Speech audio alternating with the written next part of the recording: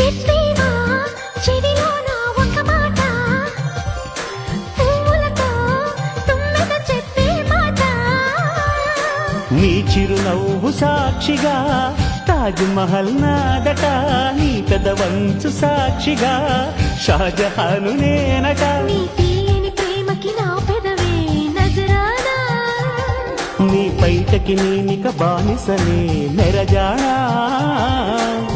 అనంతాల ఆత్మ నీవై చేరుకున్న వేళలో, కోకలు కట్టిన కోయిలా ఓ కమ్మని కౌగిలియవే.